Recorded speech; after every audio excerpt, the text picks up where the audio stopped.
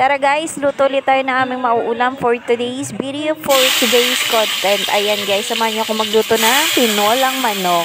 Ayan, mas masarap sana to kung native na manok.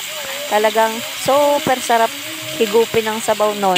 Pag native na manok yung gagamitin natin. Ang kaso, wala tayo nun. Kaya dito tayo sa nabibili sa supermarket na 45 days. Kasi pag sa supermarket ka na bumili, yung alam mo yung lasa ng manok, hindi na masarap.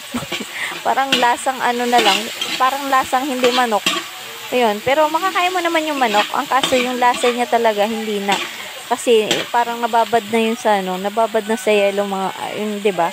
Nababad na sa yelo, wala nang lasa kaya pangit na lasa niya guys. Basta yun na yun. Ayan guys, nagisa lang ako ng sibuyas, kamatis at saka ang ating luya. Pangit ang tinolang manok pag walang luya. Kaya yan talaga yung pinaka main ingredients natin. Yung luya talaga nagpapasarap sa tinolang manok. Pero siyempre, kasama pa rin yung manok at yung ibang sangkap. Kaso mas masarap talaga yung tinolang manok pag maraming luya. Ayan guys, sinalang ko na rin yung ating chicken. Ayan, salo-alo na yan. Merong hita, merong tawag dito, may breast. Ayan, basta ginit-gayet ko na siya guys. Ayan, tapos halu-haluin lang natin guys. Napalabas ko na rin yung kaluluwa ng sibuyas, kamatis at luya. Ayan, kaya ginisa ko na siya dyan para yung lasa ay nanunuot dun sa ating manok. Dapat yan ipiprito ko pa sana siya dyan. Ang kaso, syempre, gutom na tayo guys. Anong oras na? 12:00 na, kaya minadali ko na yung lutuin. Ayan, sinunod ko na rin yung ating sayote guys. Mas masarap yan kung papaya guys. Kasi yung papaya, manamis-namis yung lasa ng papaya.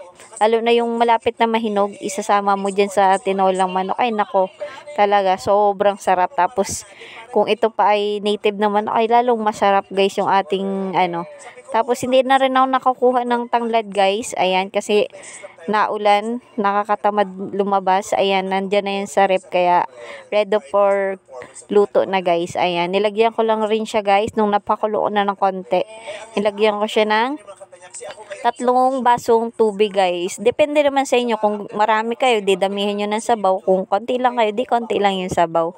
Ayan guys, papakuluan lang natin yung ating manok. Ayan guys, luto na siya. Hindi ko na siya na videohan kasi na busy ako guys. Ayan, luto na yung ating simpleng tinolang manok. Ayan, favorite ng mga Pilipino.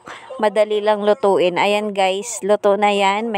Nahuli pala yung ating malunggay. Tinimplahan ko na rin yan ng asin at saka ng ating seasoning. Yan lang guys. Thank you sa panonood. Bye bye!